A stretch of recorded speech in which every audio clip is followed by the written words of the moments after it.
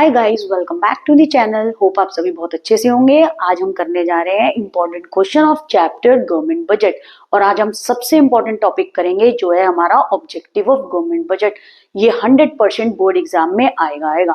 तो चलिए हम स्टार्ट करते हैं ऑब्जेक्टिव ऑफ गवर्नमेंट बजट।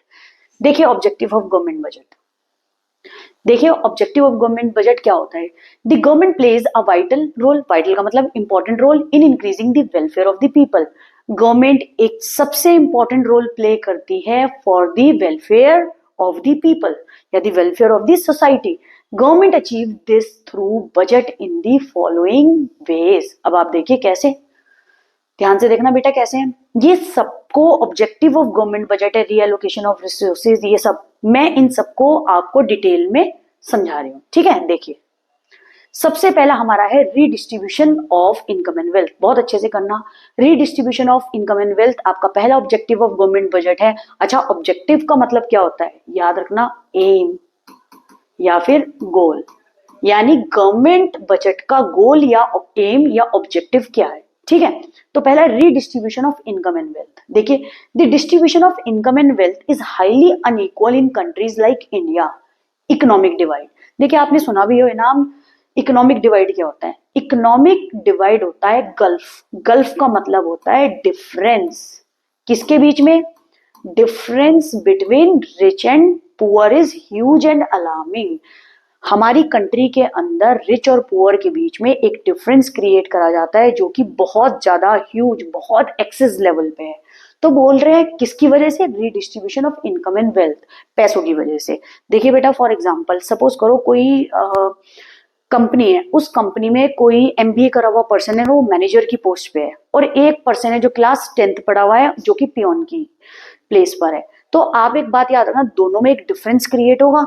ध्यान से सुनो, जो मैनेजर होगा वो पियोन को अपनी सीट पे बैठने देगा, या जो मैनेजर होगा वो पियोन की जगह जॉब कर सकता है। तो there is a difference between क्या चीज है, रिच और पुअर, विच इज हमारी कंट्री के अंदर ह्यूज और अलार्मिंग रेट पे। अलार्मिंग का मतलब बहुत बड़े लेवल। ठीक है, तो इसका मेन कारण क्या है, distribution of income and wealth, लोगों की पैसों की वजह से। कैसे, देखिए द बजटरी पॉलिसी। अच्छा, बजटरी पॉलिसी क्या होती है, ये गवर्नमेंट की पॉलिसी होता है to solve the problem of economic divide. उसके अंदर गवर्नमेंट ऐसी पॉलिसी बनाता है थ्रू इस बजट कि क्या चीज हो, इकोनॉमिक डिवाइड। ठीक है, जो प्रॉब्लम इकोनॉमिक डिवाइड की है वो सॉल्व हो सके। जैसे देखिए हमारी कंट्री के अंदर क्या चीज है, कुछ परसेंट तो ऐसे हैं रिच जिनके पास बहुत कुछ पैसे हैं जिससे वो अपनी लाइफ को असेंशियल एलिमेंट से लेके लग्जरी लाइफ बहुत अच्छी जी रहे हैं। वेर एज एक पुअर है जिनके पास खाने पीने को भी पैसा नहीं है। तो ये बात बोल रहे हैं बजटरी पॉलिसी जो गवर्नमेंट ने चलाई है वो थोड़ी सी प्रॉब्लम सॉल्व कर देंगे, कम से कम इतना तो कर दें कि जो पुअर पीपल हैं उनको खाने पीने को तो मिल जाए। समझ रहे हो ये चीज, अपने बच्चों को वो स्कूल में तो पढ़ा सके। जो रिच पीपल है वो तो ऑलरेडी ही रिच है, वो तो बच्चों को स्कूल में भी पढ़ा सकता है और लग्जरी लाइफ भी ये अच्छे से जी सकता है। तो ये बात बोल रहे हैं, the budgetary policy helps to solve the problem of economic divide through taxation और सब्सिडीज। अब टैक्सेशन और सब्सिडीज का नाम आ रहा है, तो टैक्सेशन का मतलब है हाईली टैक्स किस पे लगा दिया जाए, रिच पीपल पे, और पुअर को क्या दी जाए, सब्सिडीज। सब्सिडीज का मतलब डिस्काउंट। ठीक है, इज द की पॉलिसी। अब गवर्नमेंट की कोई भी पूछे भाई बजटरी पॉलिसी गवर्नमेंट की क्या है जिससे वो रीडिस्ट्रीब्यूशन ऑफ इनकम और वेल्थ कर दे बिटवीन रिच और पुअर, तो सीधा बोलेंगे वही गवर्नमेंट क्या करेगा, टैक्सेशन और सब्सिडीज पॉलिसी यूज करेगा। Used by the government by imposing, imposing का मतलब है लगाना, टैक्सेस ऑन रिच, जो कि मैंने बताया ज्यादा से ज्यादा टैक्स रेट किस पे लगा देगा, रिच पे, और सब्सिडीज प्रोवाइड करेगा किसको, पुअर को। पुअर को क्या कर देगा, सब्सिडीज प्रोवाइड करेगा।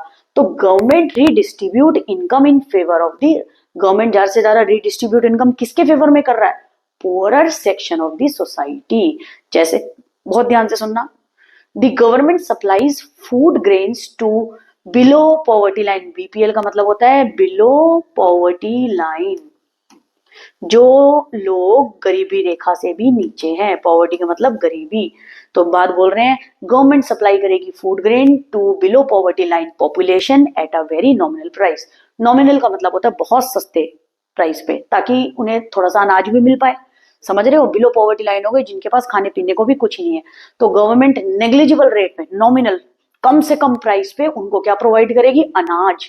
This raise the quality of life of the BPL families, BPL below poverty line. ठीक है, समझ रहे हो बेटा, ध्यान से सुनना। बिलो पॉवर्टी लाइन गवर्नमेंट क्या प्रोवाइड कर देगी, ठीक है, food grains at a nominal price, यानी सब्सिडीज प्रोवाइड कर देगी पुअर को, और रिच पे क्या करेगी, ज्यादा से ज्यादा टैक्स लगा देगी। तो together redistribution of income and wealth क्या चीज है, redistribution and income and wealth क्या है, the distribution of income and wealth सबसे ज्यादा अनइक्वल है हमारी कंट्री लाइक इंडिया के अंदर। क्यों, economic divide, there is a difference between rich और पुअर, पुअर और रिच के अंदर बहुत ज्यादा डिफरेंस है।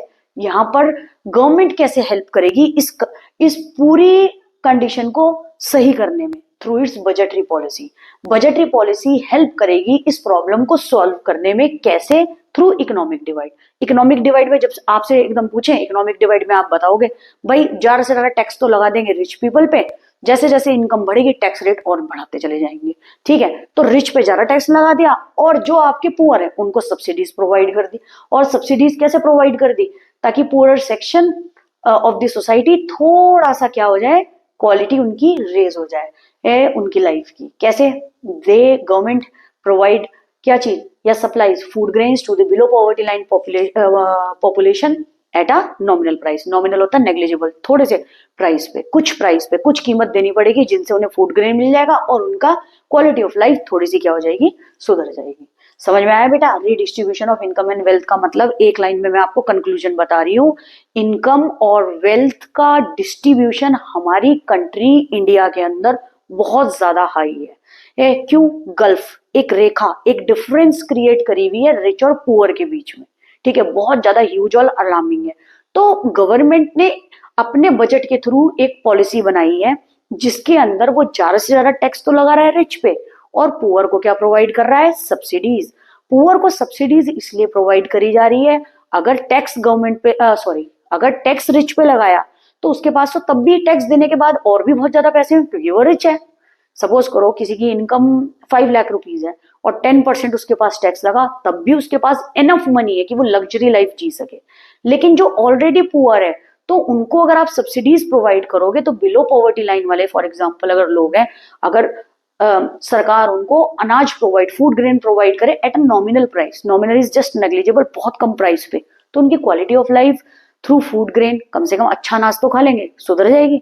तो बोल रहे हैं, ठीक है, तो गवर्नमेंट क्या अपनी बजटरी पॉलिसी से क्या करेगी, फूड ग्रेन सब्सिडीज पे प्रोवाइड करेगी eight a nominal price. I hope आपको ये समझ आया। Redistribution of income and wealth बहुत अच्छे से करना बेटे, बोर्ड एग्जाम में 100% ऑब्जेक्टिव ऑफ गवर्नमेंट बजट आएगा ही आएगा। ओके, अच्छे से पढ़ लेना इसको। नेक्स्ट है आपका एम्प्लॉयमेंट अपॉर्चुनिटीज। अब बेटे एक बात और याद रखना, हमेशा गवर्नमेंट बजट का क्वेश्चन जो ऑब्जेक्टिव का है वो डायरेक्ट नहीं आएगा, थोड़ा सा इनडायरेक्ट बना के आ जाएगा। हो सकता है एम्प्लॉयमेंट अपॉर्चुनिटीज किसी केस स्टडीज पे भी आ जाए, इनडायरेक्ट तरीके से आएगी, लेकिन आपको क्वेश्चन को अच्छे से रीड करना है और इन्हीं में से ही आंसर लिखना है। ओके, समझ रहे हो, आता क्वेश्चन बहुत इंपॉर्टेंट है ऑब्जेक्टिव ऑफ गवर्नमेंट बजट, लेकिन इनडायरेक्ट तरीके से थोड़ा आ सकता है केस स्टडी के तौर पे। और employment opportunities, redistribution of income and wealth and reallocation of resources is very important for board exam. कोई सा भी एक एग्जाम में आपको मिलेगा। ओके, देखिए 4 मार्क्स का पक्का आएगा ये क्वेश्चन। तो देखिए बजटरी पॉलिसी, गवर्नमेंट की जो बजटरी पॉलिसी है also focuses on the generation of employment. ठीक है, generation of employment opportunities through investment. वो ज्यादा से ज्यादा इन्वेस्टमेंट किसमें कर रहे हैं, गवर्नमेंट, पब्लिक। यहाँ पे कौन होगा, गवर्नमेंट एंटरप्राइजेस में। जो बजटरी पॉलिसी गवर्नमेंट ने बनाई है उसने ज्यादा से ज्यादा रेस करी है एम्प्लॉयमेंट अपॉर्चुनिटीज, ज्यादा से ज्यादा इन्वेस्ट करके कहा, गवर्नमेंट एंटरप्राइजेस में। जैसे एग्जांपल है आपका मनरेगा, आपको याद रखना है मनरेगा, वीडियो को पॉज करके साथ साथ आप ये पूरी की पूरी फुल फॉर्म जरूर लर्न करें। ये होती है Mahatma Gandhi national rural employment guarantee act, ध्यान से याद रखना। ठीक है, budgetary policy also focuses on the generation of employment opportunities through investment in public enterprises, for example MNREGA. ठीक है बेटे, मैं आपको मनरेगा का बता रही हूँ, ये इंडियन इको में हम आगे भी पढ़ेंगे। इसके अंदर सरकार क्या करेगी, गवर्नमेंट क्या करेगी, 100 डेज एम्प्लॉयमेंट हर गरीब को देगी, रूरल एरिया में जो रह रहे होंगे। ठीक है, याद रखना 100 डेज एम्प्लॉयमेंट हर पर्सन को जो अनएम्प्लॉयड है प्रोवाइड करेगी। ठीक है, तो मनरेगा कौन चलाएगा, ये गवर्नमेंट जब ज्यादा से ज्यादा इन्वेस्ट करेगी पब्लिक एंटरप्राइजेज में, तो क्या चीज होगा, मनरेगा एम्प्लॉयमेंट अपॉर्चुनिटीज दिलवाएगी लोगों को हेल्प करने में, क्योंकि ये ऐसी स्कीम है जिसके अंदर 100 डेज एम्प्लॉयमेंट मिलेगी हर पीपल को जो अनएम्प्लॉयड है। ठीक है बेटा, एम्प्लॉयमेंट अपॉर्चुनिटी क्या है, बजटरी पॉलिसी से कैसे हेल्प करेगी गवर्नमेंट एम्प्लॉयमेंट अपॉर्चुनिटीज रेस करने में। गवर्नमेंट ज्यादा से ज्यादा इन्वेस्ट करेगी गवर्नमेंट एंटरप्राइजेज में। एग्जाम्पल मनरेगा है जो कि 100 डेज एक ऐसी एंटरप्राइजेज है जो रूरल एम्प्लॉयमेंट जनरेट करती है। कहां पर, गांव के इलाके में। रूरल क्या हो गया, रूरल एरिया को डेवलप करने में मतलब क्या हो गया, जब वहां के लोग रूरल पीपल ज्यादा से ज्यादा जॉब करेंगे। तो ये क्या होती है, मनरेगा 100 डेज एम्प्लॉयमेंट जनरेट करती है सरकार through investment in public enterprises. Okay, MNREGA का फुल फॉर्म दोबारा बोलना, Mahatma Gandhi national rural employment guarantee act. Third देखिए बेटा, थर्ड है इकोनॉमिक स्टेबिलिटी। अच्छा, स्टेबिलिटी क्या होता है बेटा, याद रखना, स्टेबिलिटी होता है बैलेंस। बैलेंस की सिचुएशन कब होता है, जब आपका demand is equal to supply हो। ठीक है बेटा, अब ध्यान से सुनना, main objective of the budget is to bring stability in economy. Main objective budget का क्या होता है, बजटरी पॉलिसी का, कि हमारी इकोनॉमी के अंदर एक बैलेंस बना रहे। ठीक है, एक बैलेंस बना रहे, तो it controls fluctuation in general price level. अच्छा, fluctuation in general price level क्या होता है, ध्यान से सुनना, फ्लक्चुएशन जनरल प्राइस लेवल क्या होता है, प्राइस का बढ़ना या फिर घटना। ठीक है बेटा, प्राइस का बढ़ना या फिर घटना। तो क्या चीज होगा, फ्लक्चुएशन होगा। अगर प्राइस बढ़ रहा है दैट मीन्स इन्फ्लेशन, प्राइस कम है तो यानी डिफ्लेशन थ्रू टैक्सेस। अब एक चीज याद रखना, ये फ्लक्चुएशन को कंट्रोल कैसे करेंगे, टैक्स सब्सिडीज। टैक्स ज्यादा से ज्यादा कब लगाएंगे, इन्फ्लेशन की सिचुएशन हो। सब्सिडीज कब होगी, जब डिफ्लेशन हो। तो जैसे for example inflationary gap, when there is inflation, that is continuous rise in the prices, जब प्राइस बढ़ते रहेंगे गुड्स एंड सर्विसेज की, तो उसके अंदर government can increase taxes and reduce it's expenditure. Government उस केस में ज्यादा से ज्यादा टैक्सेस बढ़ा देगी और अपना खर्चा सोशल वेलफेयर एक्टिविटीज पे कम कर देगी। For example building of roads dams bridges, उस पर एक्सपेंडिचर क्या करने कर देगी, कम करना स्टार्ट कर देगी। तो याद रखना, जब हमारी इकोनॉमी में इन्फ्लेशन आता है तो इसका मतलब क्या है, inflation is a situation when aggregate demand is greater than aggregate supply, यानी डिमांड बहुत ज्यादा आ रही है, उस डिमांड को रोकने के लिए टैक्सेस लगा दिया जाएगा और गवर्नमेंट अपना एक्सपेंडिचर जो सोशल वेलफेयर एक्टिविटीज पे लगा रही थी वो कम कर दिया जाएगा। क्योंकि इन्फ्लेशन इज अ सिचुएशन जब हर चीज के गुड्स एंड सर्विसेज के प्राइस बढ़ रहे हैं। ठीक है, अब डिफ्लेशनरी सिचुएशन है। डिफ्लेशनरी का मतलब क्या चीज होता है, डिफ्लेशन का मतलब होता है फॉल इन प्राइस, जब सामान को सस्ता कर दिया जाता है। वो सिचुएशन है when aggregate demand is less than aggregate supply.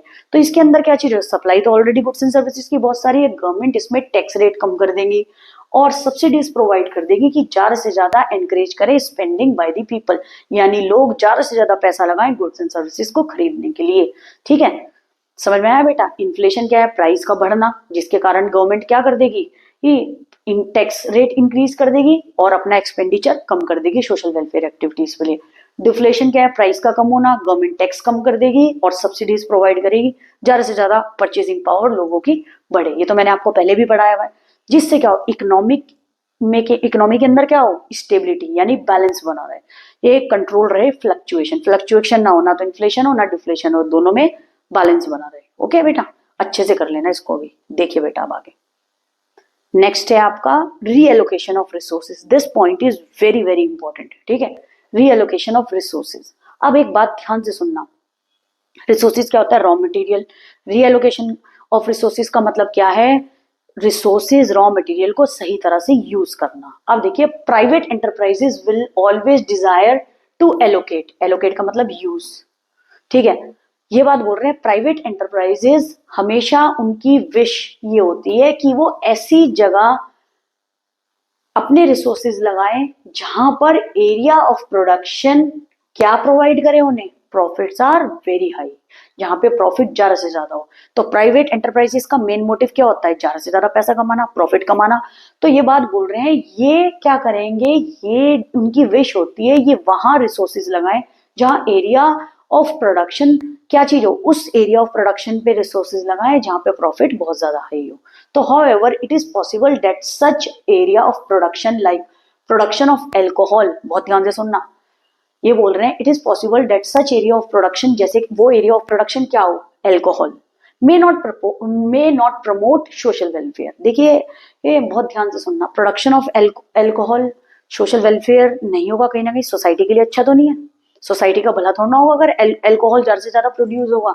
तो ये बात बोल रहे हैं through its budgetary policy government क्या करेगी, government of a country directs the allocation of resources in a manner, ये बोल रहे हैं थ्रू बजटरी पॉलिसी गवर्नमेंट अपने रिसोर्सेज को इस तरह से यूज करेगी such that there is a balance between, balance बना रहे, गोल प्रॉफिट भी ज्यादा से ज्यादा हो और सोसाइटी का वेलफेयर भी हो। अब बहुत ध्यान से सुनना, देखिए एल्कोहल प्रोड्यूस होगी तो हमारी इकोनॉमी के लिए अच्छा तो नहीं है, सोसाइटी का वेलफेयर तो नहीं होगा। तो गवर्नमेंट ने अपनी बजटरी पॉलिसी से क्या करा, एक बैलेंस क्रिएट कर दिया प्रॉफिट में भी और किस चीज के अंदर, सोशल वेलफेयर में भी। कैसे, production of goods which are injurious to health like cigarette, जो आपकी हेल्थ के लिए खराब है, सिगरेट और विस्की, ठीक है, इज डिस्करेज्ड, उसको डिस्करेज करा जाएगा, उस पे क्या लगा के, हैवी टैक्सेशन। गवर्नमेंट ने ज्यादा से ज्यादा टैक्स लगा दिया किस चीज को, सिगरेट और विस्की को रोकने के लिए। On the other hand government ने सोशल वेलफेयर एक्टिविटीज के लिए क्या करा, production of socially useful goods like khadi, khadi clothes को ज्यादा से ज्यादा प्रमोट करने के लिए, ज्यादा से ज्यादा सोसाइटी में उनको सब्सिडाइज करने के लिए, सब्सिडी प्रोवाइड करने के लिए एनकरेज करा गया।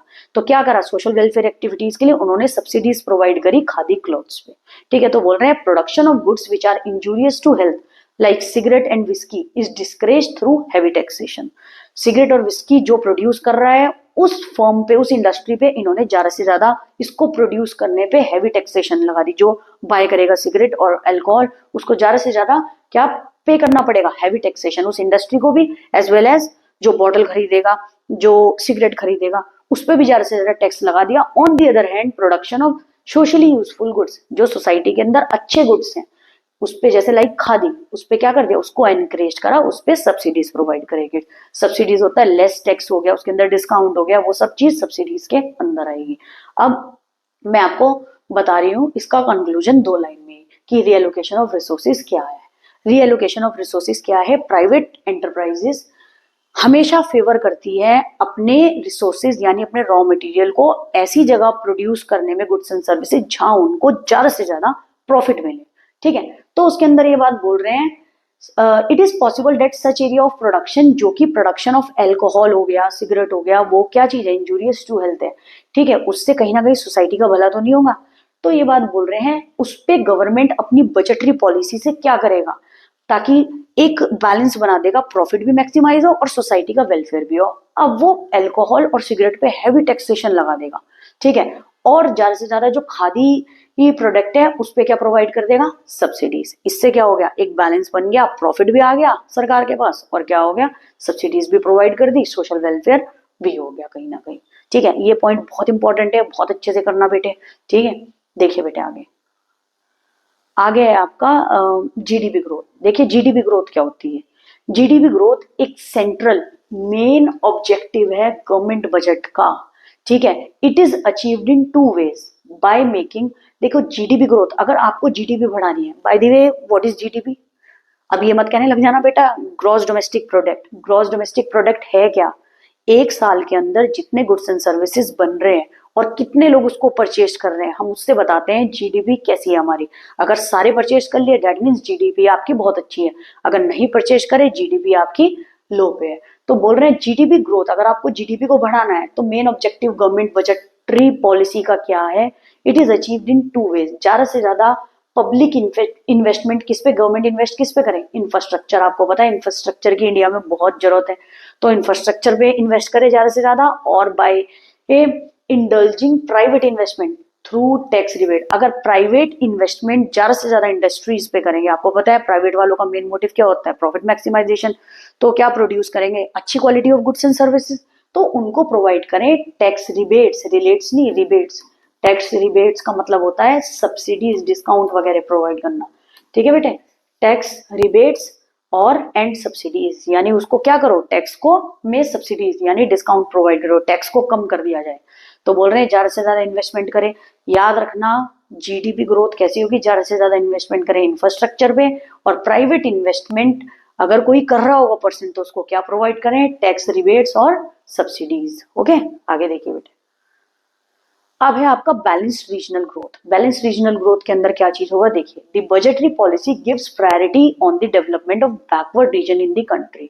जो बजटरी पॉलिसी है ना गवर्नमेंट की, वो ज्यादा से ज्यादा किस चीज के लिए डेवलपमेंट पे, किस चीज की डेवलपमेंट पे ध्यान देगी, backward region of the country. Backward पता होगा, पिछड़ा हुआ, ठीक है, backward region in the country. This is achieve through liberal tax policy. Liberal का मतलब होता है फ्रीडम, ठीक है, liberal tax policy for the backward regions. For example, establishment of SEZ. SEZ का मतलब क्या चीज हो गया, special economic zone in the backward region. जैसे कि फूड ग्रेन्स खरीदे तो नॉमिनल प्राइस पे दे दें, ठीक है, टैक्सेस वगैरह बहुत कम कर दे, लिबर मतलब उनको लिबरल कर दे, फ्री कर दे टैक्सेस वगैरह से, ताकि वो सही तरीके से फूड ग्रेन वगैरह भी ही खा सके, ताकि उनकी लाइफ थोड़ी सी क्वालिटी ऑफ लाइफ और अच्छी हो सके। तो सेस special economic zone. Ration shop भी खोल दे जहां से उन्हें सस्ता अनाज मिल जाए, ठीक है। तो ये बात बोले, लिबरल टैक्स पॉलिसी बना के बैकवर्ड रीजन में, जैसे कि establishment of SEZ special economic zone बना दे, उनको अनाज सस्ता मिले, ये मतलब सब्सिडीज वगैरह प्रोवाइड करके उनको, ठीक है बेटा, राशन सस्ता मिले उन्हें, राशन शॉप वगैरह खोल दे ज्यादा से ज्यादा। तो बोल रहे बैलेंस रीजनल ग्रोथ के अंदर क्या होगा, the budgetary policy give private on the development of backward region in the regional in the country. तो बजटरी पॉलिसी ज्यादा से ज्यादा ध्यान किस पे देगी कि डेवलपमेंट हो सके बैकवर्ड रीजन का। तो वो कैसे अचीव होगा, एक तो टैक्स से फ्री कर दो उनको, और दूसरा establishment of says, says discount वगैरह प्रोवाइड करना, नॉमिनल प्राइस पे फूड ग्रेन दे देना, ठीक है, वो सब इसके अंदर आएगा। अब नेक्स्ट है आपका मैनेजिंग पब्लिक सेक्टर एंटरप्राइजेस। देखिए, मैनेजिंग पब्लिक सेक्टर एंटरप्राइजेस क्या है।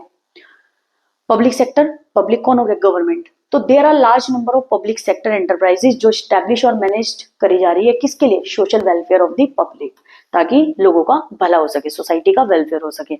तो budget is prepared with the objective of making various provision for managing such enterprises. देखिए, बजट इस प्रकार बनता है, बजट ऐसे प्रिपेयर करा जाता है जिसका मेन ऑब्जेक्टिव और एम किस चीज के पे होता है, provision and managing such enterprises and providing them financial help. बहुत ध्यान से सुनना, मैनेजिंग पब्लिक एंटरप्राइजेस का मेन मोटिव क्या होता है, large number of public sector enterprises establish करना, ताकि सोशल वेलफेयर एक्टिविटीज हो सके, ताकि ज्यादा से ज्यादा लोग इसमें वर्क कर सके। तो बजट प्रिपेयर करा जाता है माइंड में एक ऑब्जेक्टिव या एम रख के, किस चीज के लिए, provision of managing such enterprises, और उनको कैसे हेल्प करके, फाइनेंशियली हेल्प करके। देखिए, however in case of public sector enterprises are showing inefficiency, inefficiency होती है जिसमें काम करने की क्षमता कम होती है। तो बोल रहे हैं अगर पब्लिक सेक्टर एंटरप्राइजेस शो कर रही है कि वो अच्छी तरह से नहीं चल रही है और वो किसमें है, लॉस में, इनएफिशिएंट है, काम सही से नहीं कर रही है, लॉसेज है, तो गवर्नमेंट क्या करेगी, मे प्लान देयर प्राइवेटाइजेशन। देखिए, एक चीज बहुत ध्यान से सुनना, मैनेजिंग पब्लिक सेक्टर एंटरप्राइजेस का मतलब ये है गवर्नमेंट मैनेज करती है पब्लिक सेक्टर एंटरप्राइजेस कैसे, ठीक है, ताकि हमारी सोसाइटी का वेलफेयर हो सके, ठीक है, अपने बजटरी पॉलिसी से। तो बजट एक प्रिपेयर करा जाता है जिसका एम होता है कि क्या चीज करें, प्रोविजन या मैनेज करें उन एंटरप्राइजेस को, जब उन कैसे मैनेज करेंगे, उनको फाइनेंशियल हेल्प, जो थोड़ी बहुत सही चल रही है उनको फाइनेंशियली हेल्प कर देंगे, ठीक है, लॉस तो नहीं हो रहा है ना, जो सही चल रही है उसे फाइनेंशियली हेल्प कर देंगे अपनी बजट पॉलिसी की, बजटरी पॉलिसी के थ्रू।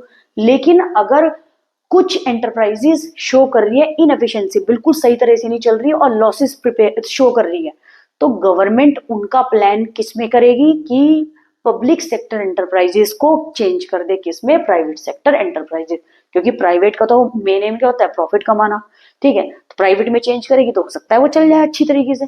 तो ये याद रखना, जिसमें काम हो रहा है, ठीक है, सही चल रही है, उसमें तो वो प्रोवाइड करेगी फाइनेंशियल हेल्प, लेकिन जिसमें बिल्कुल इनएफिशिएंट है, कोई काम नहीं चल रहा, लॉसेज में जा रही है, उसे गवर्नमेंट चेंज कर देगी प्राइवेटाइजेशन में। तो इस तरह से अपनी बजटरी पॉलिसी के थ्रू वो मैनेज करती है पब्लिक सेक्टर एंटरप्राइजेस, जो सही चल रही है उसको प्रोवाइड करेगी फाइनेंशियल हेल्प, जो बिल्कुल इनएफिशिएंट और लॉसेज में गवर्नमेंट उसको चेंज कर देगी, किसमें, प्राइवेटाइजेशन। ओके बेटा, समझ में आया ये अच्छी तरीके से। अगर आपको ऑब्जेक्टिव ऑफ गवर्नमेंट बजट अच्छे लगे हो तो बहुत अच्छी तरीके से अपनी कॉपी में लिख करके इनको लर्न करें और अच्छी तरह से इस वीडियो को देखकर उसको समझें, ठीक है बेटा। बोर्ड एग्जाम में ये क्वेश्चन जरूर आएगा, आप अच्छी तरीके से इनको रीड करें, वीडियो को देखें अच्छी तरीके से, और अगर आपको वीडियो अच्छी लगी हो तो do like and subscribe my channel. Thank you.